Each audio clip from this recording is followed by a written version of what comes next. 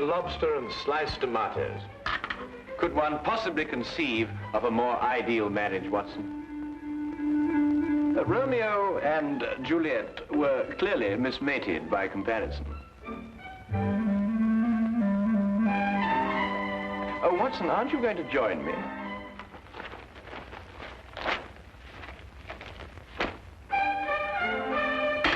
Oh, now, surely, Watson, you can't bear a grudge against me forever for something so trivial. Trivial? And what is trivial about riddling the walls with bullets? I do not agree that I riddled the wall, as you so violently put it. I decorated it in a most patriotic manner. Holmes, I have permitted and suffered many liberties in this flat. First you make those evil-smelling gases. Then you shatter my nerves with those ridiculous disguises. But you, even you, have never covered your activities under the banner of patriotism. Yes, but V are of the Queen's initials. I was only celebrating Her Majesty's birthday. Celebrating Her Majesty? Still, that's no excuse. Well, perhaps I was a little overzealous, but you can't very well blame a man for that. Nevertheless... All right, Watson, I solemnly promise never to do it again. Oh. Well... And lobster and tomato for breakfast. You ever heard of that? I must say, it looks jolly good, huh? Do you really mean to say you're going to join me? Yes, please. Oh, come on.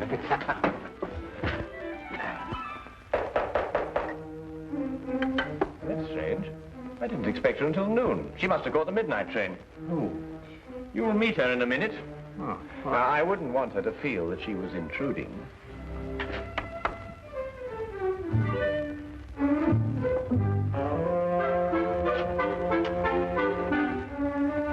Mr. Holmes? Yes, Miss Millicent Channing? Yes. I wrote you that I'd be here at noon, but I didn't want to lose any time. I took the midnight train. I understand. Won't you come in? This is my good friend and associate, Dr. Watson. How do you do? How do you do? Please sit down, Miss Channing. You must have had a very tiring journey, particularly in view of the fact that you were forced to take a dog cart out of the way. How did you know I took a dog cart? Well, I noticed that your right sleeve is covered with mud. Only a dog cart throws out mud in such a disagreeable way. Mr. Holmes can also deduce your birthstone and the serial numbers of any notes you happen to be carrying in your purse. Dr. Watson exaggerates, though only slightly. I've heard a great deal of your powers, Mr. Holmes. They say you're one of the cleverest men in London. They're very kind. You said in your letter that your fiancé has disappeared. I'm afraid that something terrible has happened to him. Why, Miss Channing? It's all so muddled, so confused. Several days ago, I was expecting him for dinner. He didn't arrive. I was worried, and I went to his lodgings.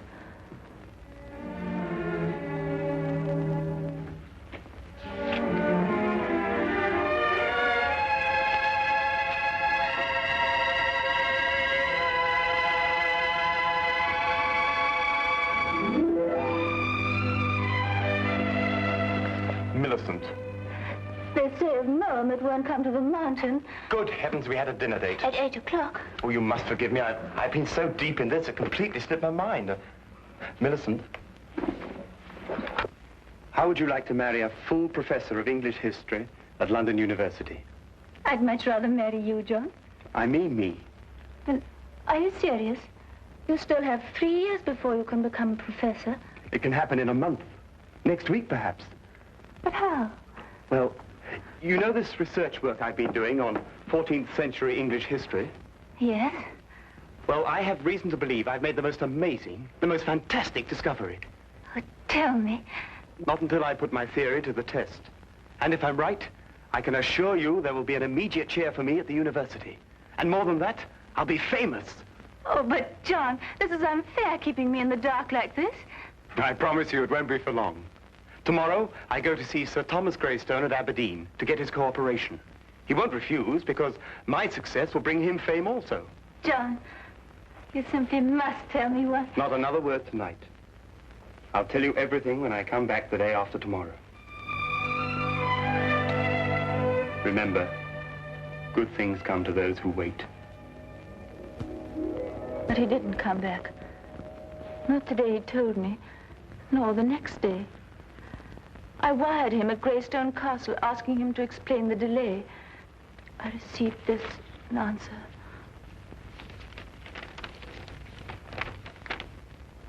John Cartwright, unknown here. Signed, Greystone. I didn't know what to make of it, Mr. Holmes. Finally, I decided to go up to Aberdeen and talk to Sir Thomas Greystone himself. He must have been mistaken.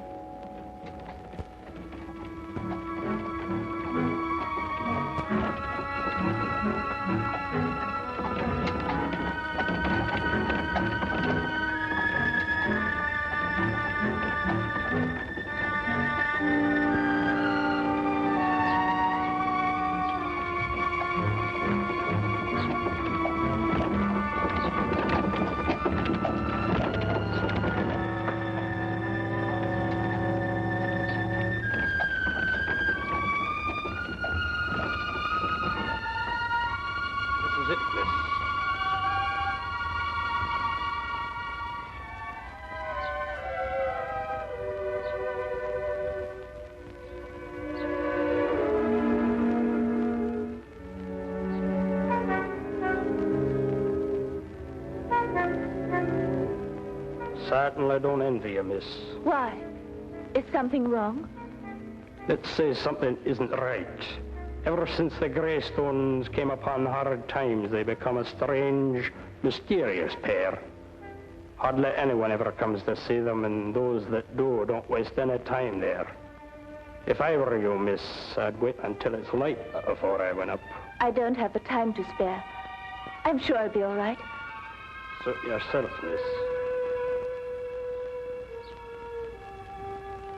Get out.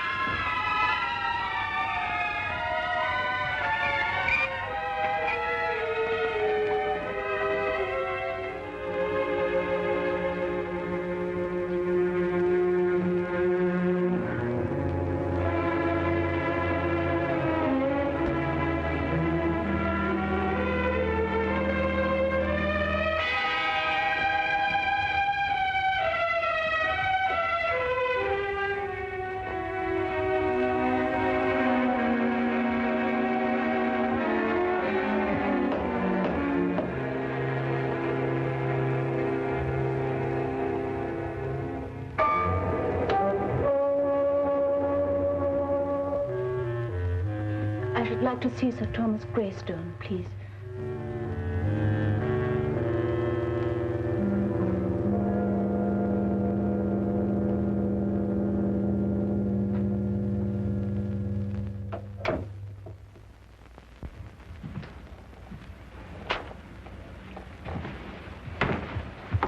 My name is Miss Channing. Would you please tell him that... Miss Channing, is it? The lady who sent the telegram? Yes. I hope you don't think me foolish coming here in this way, Sir Thomas. Walter Greystone is my name. Sir Thomas is my father. If you've come to make further inquiries about your Mr. Cartwright, yes, I'd say you were foolish. We've absolutely no knowledge of the gentleman. But I can't understand it. He told me he was coming here to speak to Sir Thomas. About what? About a discovery he made while doing some historical research. He said it was to have brought fame to him and Sir Thomas both. I can assure you, Miss Channing, no one of that nature has been here. No one. But I know he took the 6:10 train on Tuesday. I saw him off. The 6:10 train makes a dozen stops along the way. He could have got off at any one of them. But why? I've no idea, miss. I'm sorry. I'm upset. You see, he's my fiancé. I quite understand, but there's nothing we can do. I'm sorry to have troubled you. One moment, miss. That telegram I sent you cost 2 shillings. I'll thank you to reimburse me. Father! Be quiet. I'm not a charitable institution. Are you Sir Thomas Greystone? I am. You didn't say you were. I didn't say I wasn't. 2 shillings, if you please. Thank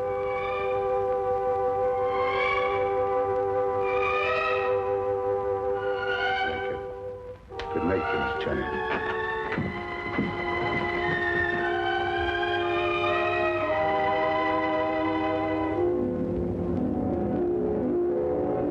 Whatever else I felt about the Greystones, I didn't believe they'd lied to me. Why should they deny they'd seen John? However, as I made my way through the garden, I found this timetable in the bushes. I take it that these notes in the margin are in your fiancé's handwriting, Miss Channing. Yes, Mr. Holmes. They lied. He was there. And for some reason, they're trying to deny it.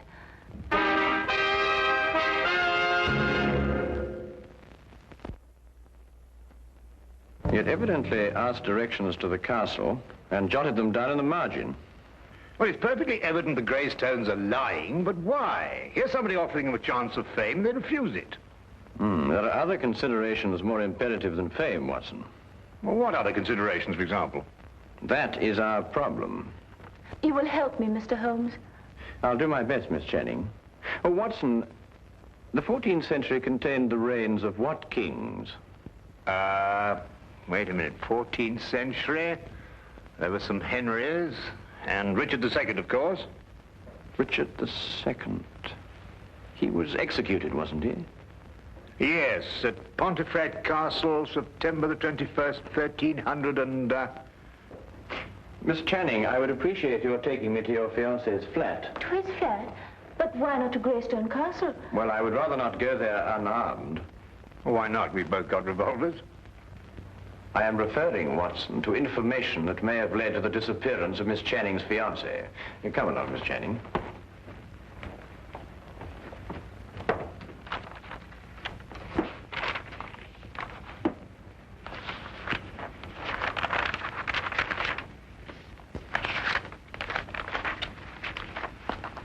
Well, I can't find anything there.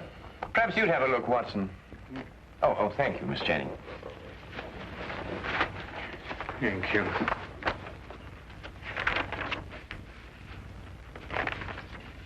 Aha!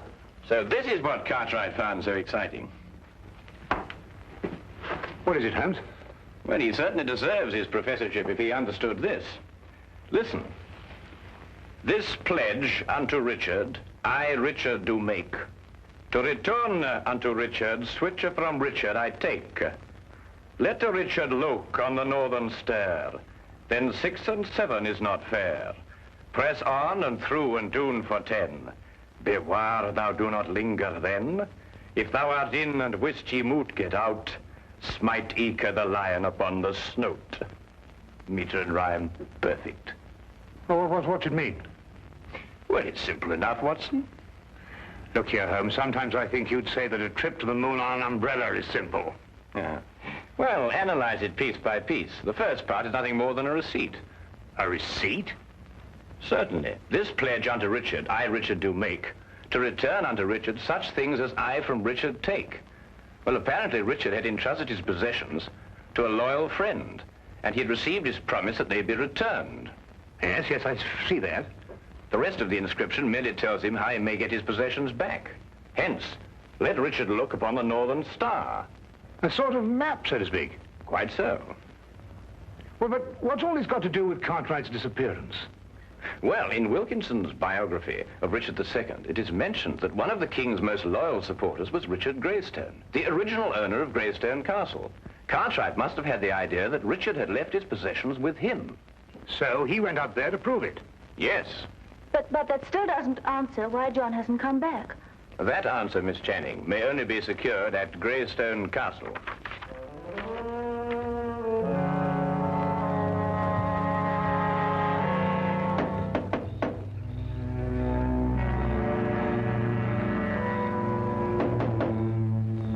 That's strange. There appears to be no one here.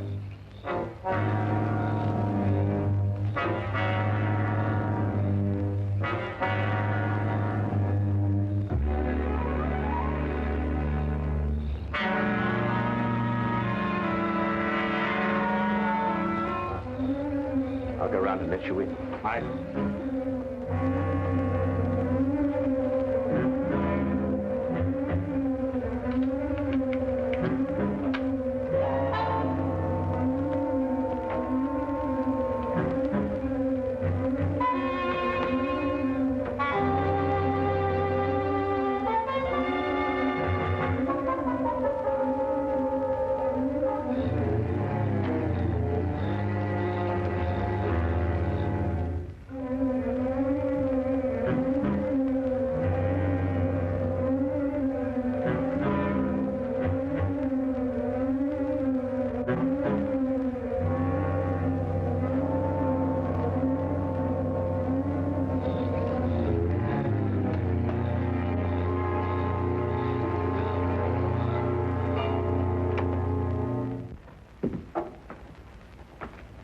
Come along and keep close behind me.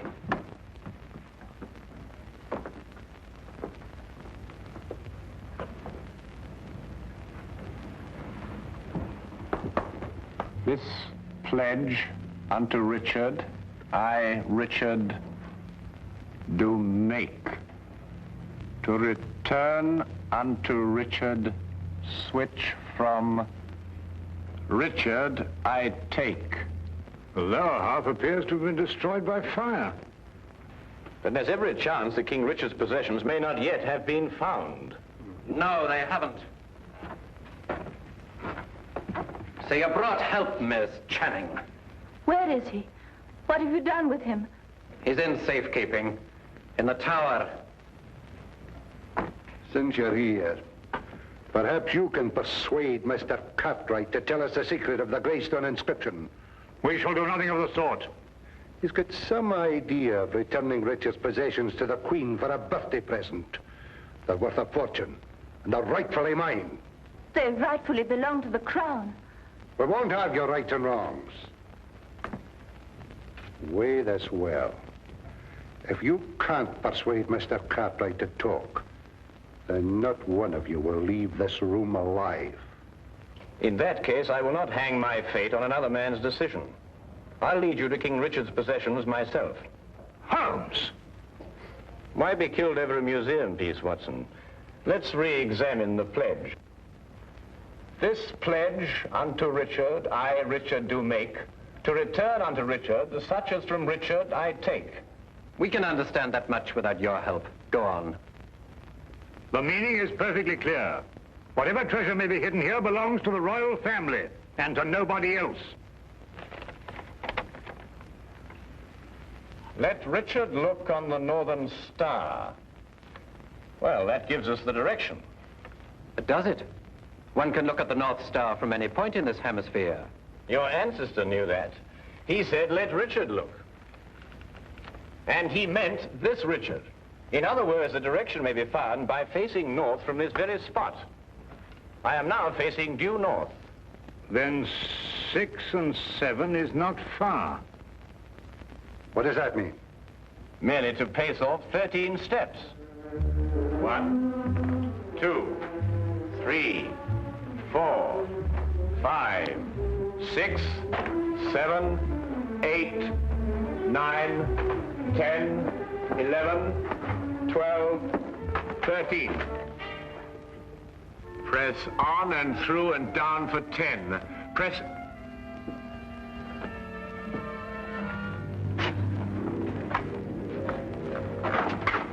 Stairs! Through and down for 10. 1, 2, 3, 4, 5, 6, 7, 8, 9, 10.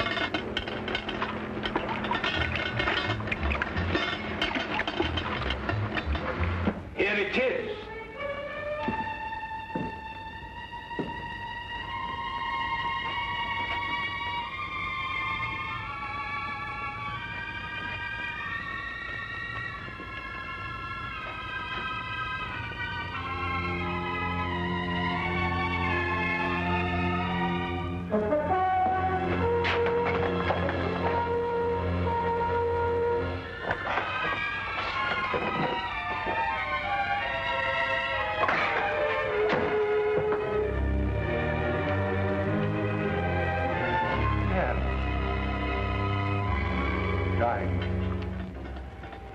Rubies. Pearls, at last. I've been waiting for this moment for years.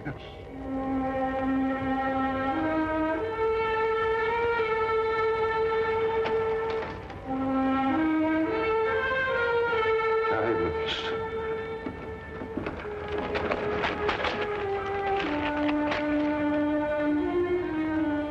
Rubies.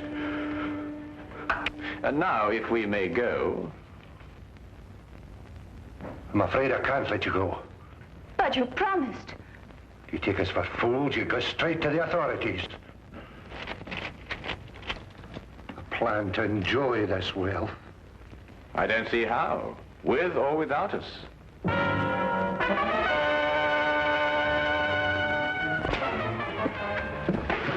Seems your ancestors arranged for intruders. You knew this? I suspected. Then you must know the way out, otherwise you wouldn't have come in. Tell me at once, man, or I'll shoot you down where you stand. While only I have the secret to the door? Half the jewels. Half the jewels for a way out.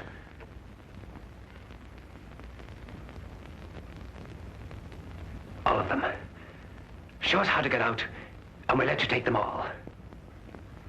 No. No, they're mine. Not one. Not a single gold piece. Are you daft, man? You want to rot here forever? The treasure's mine. The treasure's mine. You can't let them have it. Pay no attention. Give me the gun. You can have the treasure. Just the gun, please. The last two lines of the inscription read, as I recall, if you're in and can't get out, strike the lion upon the snout.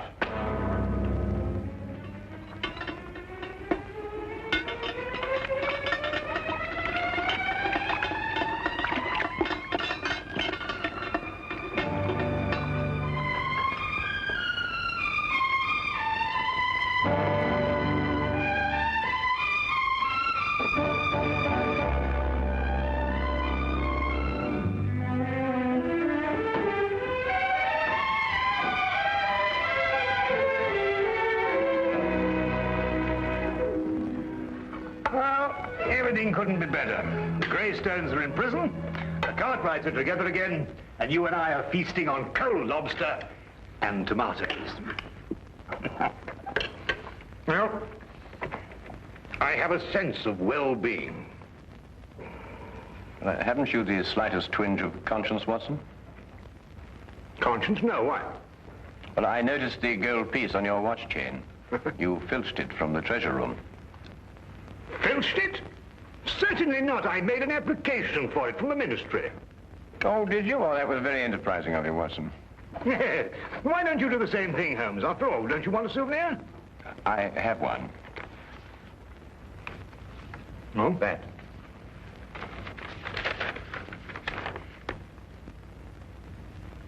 But Holmes, a personal letter of thanks from Her Majesty. Why, Holmes, congratulations. Well done. Oh, thank you, Watson.